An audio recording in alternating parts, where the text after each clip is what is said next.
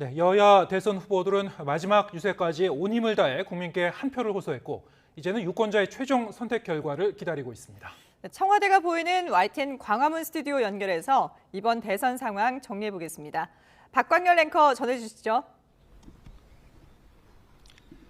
네, 광화문 현장 스튜디오에 나와 있습니다. 지금 저희 등 뒤로 이제 푸른 지붕에 청와대가 보이실 텐데 아직은 이른 오전이라서 날도 좀 쌀쌀하고 안개도 끼어 있는 상황입니다. 이처럼 오는 5월 청와대에 입성할 주인공 아직까지는 안개 속에 쌓여 있는 형국인데요.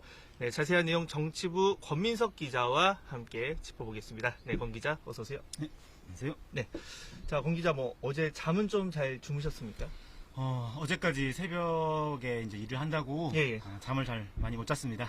사실 지난 몇 달 동안 이제 정치부 취재하면서 정말 좀 감회가 새로울 것 같은데 저도 좀 떨리더라고요. 저도 이런데 아마 지금 이 순간 가장 긴장이 되는 것 바로 후보들이겠죠. 지금 후보들 사전투표 때 투표도 거의 마친 걸로 알고 있는데 그럼 오늘은 어떤 일정 진행하는 겁니까?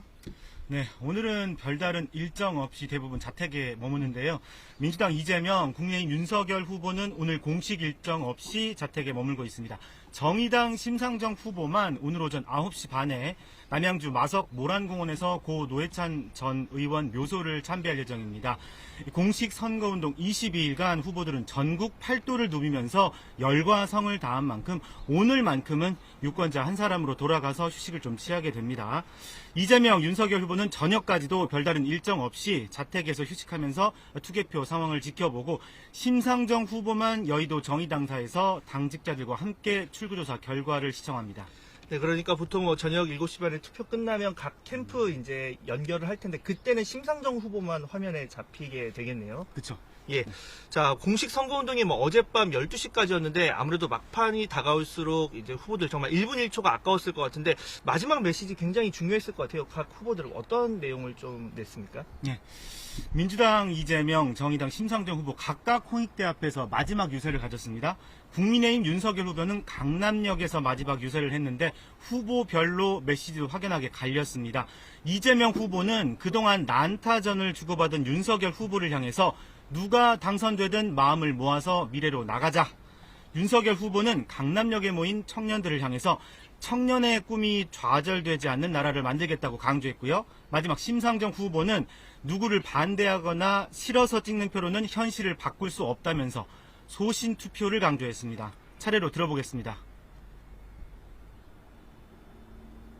흔쾌히 인정하고 그때부터 새로 당선되는 이 나라의 리더와 함께 서로 차이를 넘어서서 같은 것들을 더 많이 들여다보고 우리가 똑같은 대한민국의 국민이라는 생각을 가지고 합심하고 통합해서 우리 미래로 나아가면 좋겠습니다, 여러분. 여러분이 우리 나라의 미래입니다. 여러분이 좌절하시면 우리 대한민국의 미래가 없습니다, 여러분. 힘내십시오. 저도 모든 걸 다 바쳐서 청년들의 꿈이 좌절되지 않게 하겠습니다, 여러분. 제3지대에 확실한 대안을 키워야겠다. 저는 이런 소신정치의 열망이 투표율을 끌어올리고 있다고 생각하는데 여러분 동의하십니까? 누구를 반대하는 한 표, 누가 싫어서 찍는 표는 절대 나를 지킬 수가 없어요. 대한민국을 바꿀 수가 없어요. 네, 방금 각 후보들의 발언을 좀 요약해보면, 그러니까 이재명 후보는 통합, 그리고 윤석열 후보는 청년과 미래, 그리고 심상정 후보는 소신투표 강조했다, 이렇게 볼 수가 있을 것 같은데, 자, 이번엔 여야의 대선 전략도 다시 한번 짚어보는 시간을 갖도록 하겠습니다. 먼저, 이재명 후보, 좀 어떤 전략으로 이번 대선에 임했습니까? 네. 쉽게 말하면 개인기 한마디로 요약하면 인물론입니다. 성남시장, 경기지사를 거치면서 축적된 행정 경험과 정책 역량을 바탕으로 위기에 강한 준비된 경제 대통령을 자임해왔습니다. 대표격인 기본 시리즈 공약에 더해서 소확행 공약, 심지어 전국 226개 기초 지자체 공약까지 발표할 만큼 정책 디테일에서만큼은 강점을 보였습니다. 또 코로나19 손실보상과 부동산 정책에서는 현 정부와 완전히 색깔을 달리하면서 차별화 행보를 이어가기도 했습니다. 50조 규모의 긴급 재정명령 또는 추경, 신용 대사면 등을 망라한 과감한 금융정책, 이를 통해서 국민의 피해를 완전히 해소하겠습니다. 네, 그렇다면 이제 국민의힘 윤석열 후보 측의 전략도 다시 한번 짚어볼까요? 네, 한마디로 정권 교체론입니다.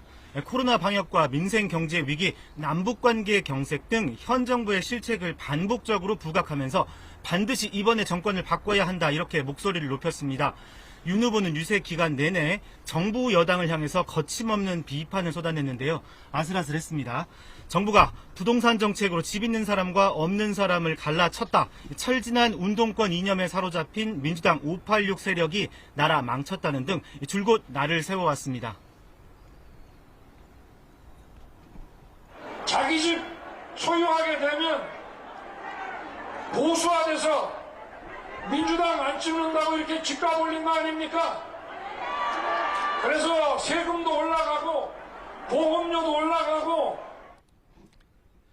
네, 이렇게 거대 양당 후보들의 전략을 짚어봤고요. 자, 뭐 정의당 심상정 후보 뭐 전략도 좀 보겠습니다. 아무래도 좀 거대 양당 두 후보와는 좀 차이를 뒀을 것 같은데 어떤 부분에 역점을 뒀습니까? 네, 역시 한마디로 양당 독점 타파론, 이렇게 요약할 수 있을 것 같습니다.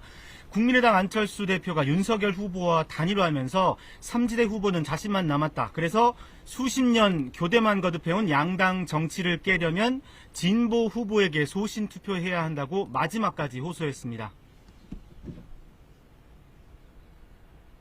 오만하고 부패한 양당 정치, 이 극단적인 비호감 정치 이번 대선으로 끝내자.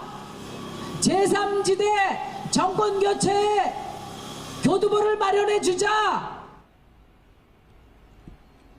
네. 자, 공 기자.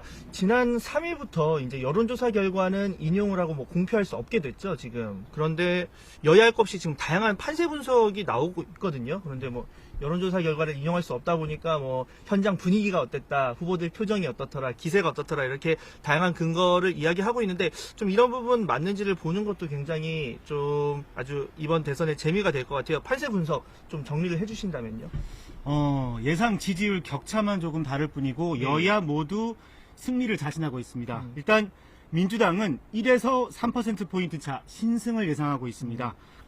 호남의 압도적 우위와 영남 지역 선전, 결정적으로 수도권에서 판세를 뒤집어서 역전이 가능하다는 분석입니다. 특히 2030 여성 민심이 결집하고 있고 인천, 경기에선 우세한 만큼 서울만 뒤집으면 이긴다, 이런 전략입니다. 예. 반면 국민의힘은 10%포인트 이상 압승을 기대하고 있습니다. 수도권은 물론이고 충청, 영남 등 사실상 호남을 뺀 거의 모든 지역에서 윤 후보가 우위에 있는 것으로 분석하고 있습니다. 열세 지역인 호남에서마저 득표율을 30%로 이 목표치로 이 둘만큼 승리를 낙관하는 자신감도 엿보입니다. 둘 중에 한쪽 전망은 오늘 반드시 빗나가게 되고 그동안 여론조사 추이도 대선 결과와 얼마나 들어맞는지 비교해보는 것도 관전 포인트가 될 것 같습니다. 네. 이런 가운데 초유의 코로나 대선이라서 확진자 사전투표에서 한 차례 홍역을 치렀는데요. 이번엔 제가 물어보겠습니다. 오늘은 상황이 괜찮을까요? 네.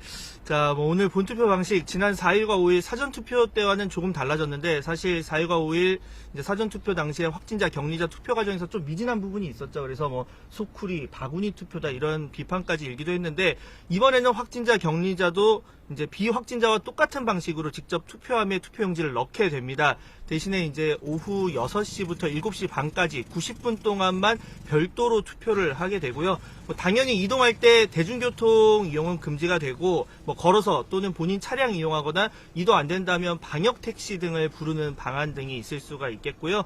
당연히 이제 신분증 필요하고, 거기에 보건소에서 보낸 외출 문자, 그러니까 낮 12시나 오후 4시에 일괄 발송이 되거든요. 만약 이게 없다면 뭐 확진이나 격리해야 한다고 알려 문자를 보여줘도 무방합니다. 즉 신분증과 함께 반드시 휴대전화를 지참해야 한다는 점 명심을 하셔야겠고요.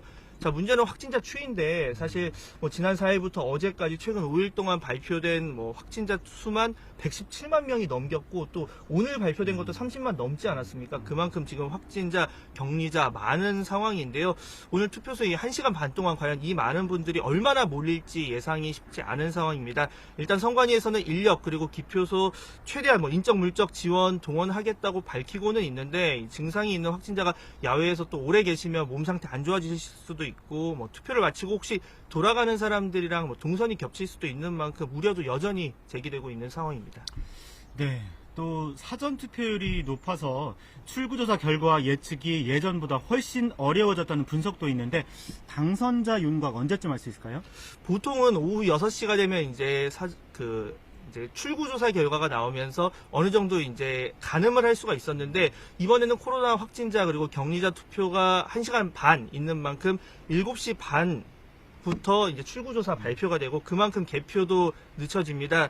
이 전국 개표소가 251곳인데 이제 각 지역 선관위에 보관 중인 사전 투표함은 본투표 마감 시간이 저녁 7시 반쯤에 이제 개표소로 옮겨지게 되고 본투표함은 그보다 좀 더 늦게 열릴 것으로 보이는 만큼 아마 본격적으로 이제 개표가 시작이 되는 건 저녁 8시쯤으로 선관위가 전망을 하고 있습니다. 이 비슷한 접전 양상이었던 지난 2012년 대선에서는 오후 6시에 투표가 마감됐고 3시간 정도 지난 한 오후 9시쯤 좀 당선 유력하다 뭐 이런 발표가 뜨긴 했는데요. 이번 대선은 워낙 뭐 접전이다, 박빙이다 이런 얘기가 나오는 만큼 개표가 순조롭게 진행이 되더라도 아마 내일 새벽 1시쯤은 돼야 당선자 윤곽을 알 수 있지 않을까 이렇게 선관위는 전망을 하고 있는 상황입니다. 자, 지금까지 청와대가 뒤로 보이는 광화문 현장 스튜디오에서 이 권민석 기자와 함께 대선 관련 내용 짚어봤고요. 저희는 2시간쯤 뒤 다시 인사를 드리겠습니다.